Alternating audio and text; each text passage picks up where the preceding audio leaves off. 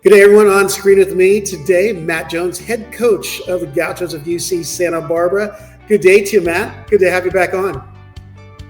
Yeah, good to see you as well. Happy to be here.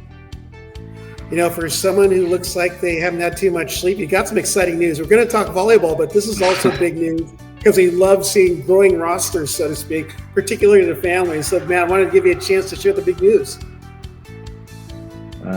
Yeah, thanks. Yeah, my wife and I just had our second child Friday night. So we're recording this on a couple weeks before the season, but yeah, so it was like a few days. We're kind of a few days out from first practice, but yeah, super excited to have our second daughter on board and excited for the season. So it's gonna be good. Adding to the Gaucho roster, or at least assistants. I gotta love it. Yeah, well, now let's talk about volleyball. Let's look back at 2024. Gauchos were 14-16 overall, finished 10-8. After looking at how last season went, what are some key takeaways that you've got from what your gals did? Yeah, I mean, obviously it was a tougher year for us, I would say. Obviously a significant turnaround from the year before, and also just missing the Big West Conference tournament obviously was hard. I think missing out on a tiebreak. So yeah, it was a frustrating year obviously for the whole team, players and staff. But I think a lot of things that we can learn from, and hopefully taking those into this year. So I think we're excited about this upcoming year and a chance, to hopefully try and get back close to the sharp end of the conference. So yeah. Well, it looks like, according to what I looked at on their roster, you've got a significant amount of athletes coming back. Did you get to see them in the spring, and what were your thoughts on their play and what you saw? Yeah, so obviously we graduated a few seniors. We did have a couple transfers out, one transfer in. So some changes outside of just the freshmen coming as well. But yeah, we had a nice spring with the returning group, and yeah, there's spring scrimmages, but we were happy with a lot of the things that we were able to produce in the spring, and just the cohesion of the group was really high. And so yeah, I felt like the spring was really productive for us, and I think the team feels good about kind of what we were able to build during that time. Well, the core group you have coming back from last season that caught my eye were Liana Green, Emma McDermott, Sophie Rivas, and Ava Travis, who's a Big West Freshman of the Year. But can you share about how important those girls will be playing on your team in 2025? Yeah, I mean, it's too early at the time that we're shooting this to really be able to talk about lineups or impact. We do have a transfer and 5 new freshmen, and it just every year is a little bit different, right? And so we are jumping into practices here soon, and we'll find out what we've got. But yeah, those people you mentioned, and really all the people that are returning, I think are crucial. I think the biggest thing that we're bringing with us from last year is the taste of what last year was like, right? Like, I think it's a pretty motivated group, and so I think that is probably bigger than any individuals' contributions. It's just the group's motivation around trying to make this year a better year. So yeah, that's what I would say to that. Well, it looks like, according to the roster that's available online at the moment, you're pretty physical. You've got 6'5" middle blocker listed, but for the most part, you're right around that 6 foot range. And just from what I've seen in your coaching history, you've got some phenomenal athletes going to UC Santa Barbara. Yeah, again, we feel good about the roster we have this year. We've got 20 on the roster for this season, and yeah, again, I'm not trying to duck questions. It's just hard to give you hard answers when we haven't had an official practice yet. There's been some captain's practices, and players can't help themselves. If they pop by the office, they start talking a little bit. So we feel, from what we're hearing, and we feel good about the group that we have, top to bottom, and we think there's a lot of depth, and we think we're going to have a lot of options. Yeah, so we feel good about the depth of physicality, but that's only one component, right? We have to be highly skilled, and we have to be able to execute scouting reports and all those kinds of things. But I think walking into the start of preseason practices, we feel good about the options that we have for sure. Mm-hmm. Now, you'd mentioned specifically that this group is super hungry. How, as a coach, are you channeling that energy and motivating them, or do you plan on motivating them as the season comes closer? Yeah, channeling that is a good question. I mean, we obviously want to channel it in the appropriate ways. But I think that I think that's something that we're working through. Honestly, it's like we worked on it in the spring. Like, we had ups and we had a lot of like good in the spring as far as just like results of spring scrimmages. But not all 4 of them, went perfectly smoothly. We had our ups and downs throughout those scrimmages. So it's just, I think the biggest thing is like nothing's going to be perfect all the time. And so how well can we manage those times when things aren't going great, or we're struggling to get into a rhythm? Like, matches are long, and it's not about like being perfect for like 5 to 10 points. It's about like, can we withstand the ups and downs of a match, and just be a little bit better than the opponent over the course of the entire match. So I think the motivation piece is like, it's a nice thing to like be able to tap into and remind the team of like, I think the biggest thing is like, you get into the deep parts of the season when practices start to get hard, like, just the wear and tear of like practice and the repetition of it, and like what can feel monotonous at times. As coaches, you try and like mix up your practice plans or the drills you're doing to try and help with that. But I think that motivation piece will be something we can tap into this year, that just like inherent, like, you guys were really frustrated last year. Let's remember that in this moment to make sure we're staying engaged in whatever it is that we're doing at this stage of the season. I think if we focus on that, then good things will happen. I don't think we're going to be talking about like the big picture or like big picture goals. Like, we really want to be taking it one day at a time right now. Wow. Excellent. Well, let's look at some of the new faces that we're going to be seeing on the Gaucho roster. You indicate you have a transfer and like 5 freshmen coming. Can you share a little bit about those athletes that will be coming in?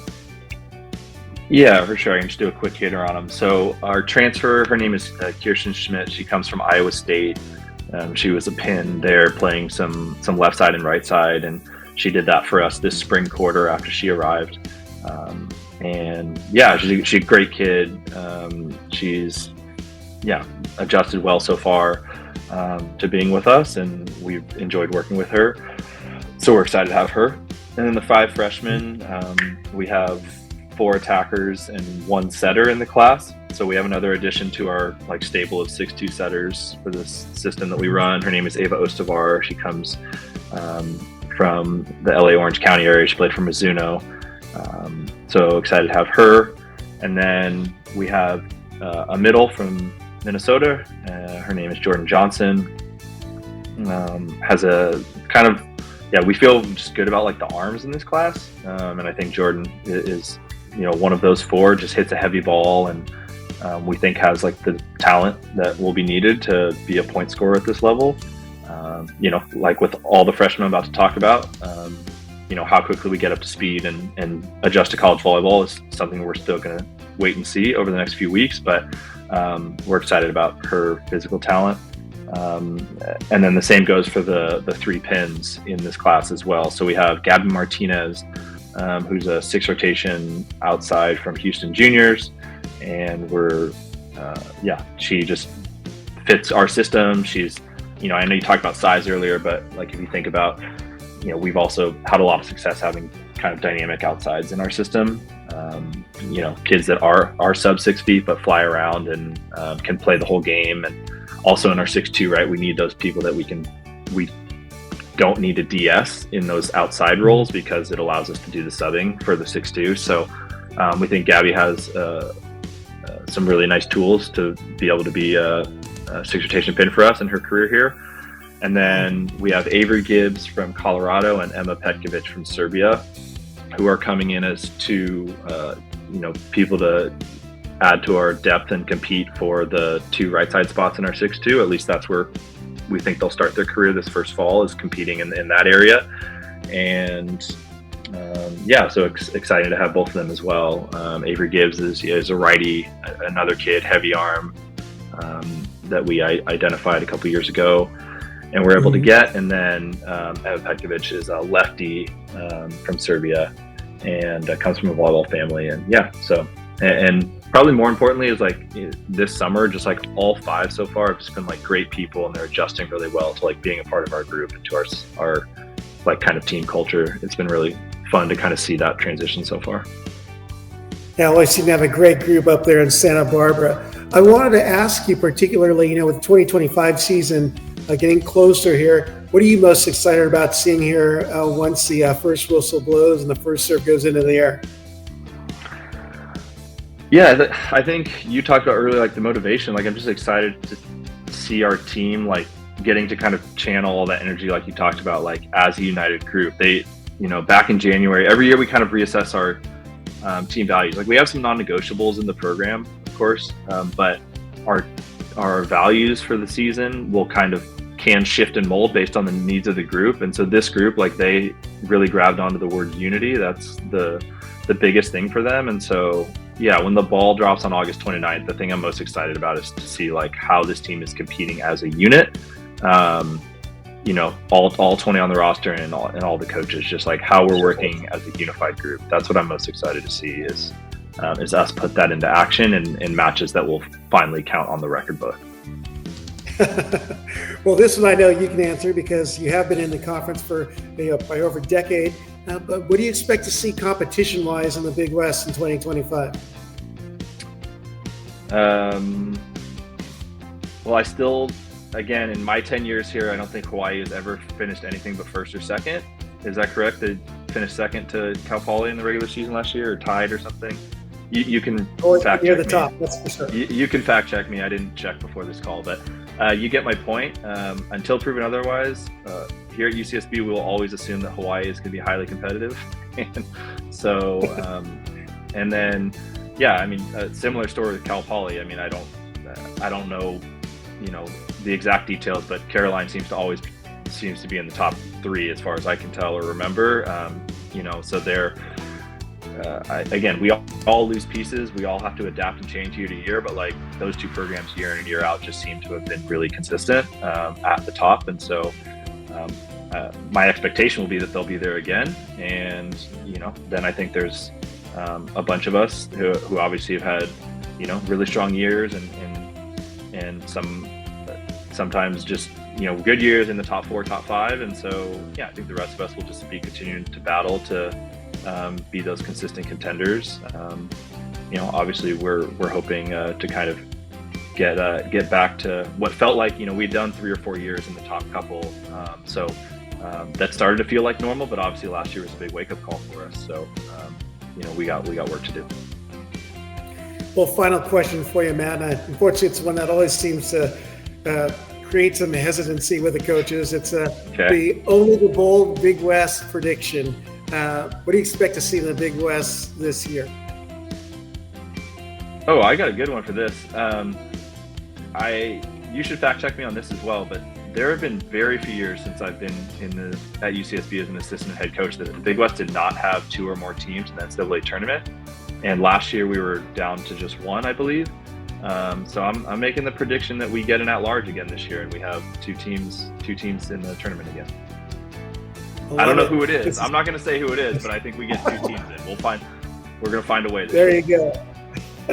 That's head coach Matt Jones of UC Santa Barbara. I appreciate your time, and again, congratulations on the addition to the fam. Yeah, I appreciate it. We'll see you around at some point this year, I hope. Yep. Oh, for sure. For sure. Awesome.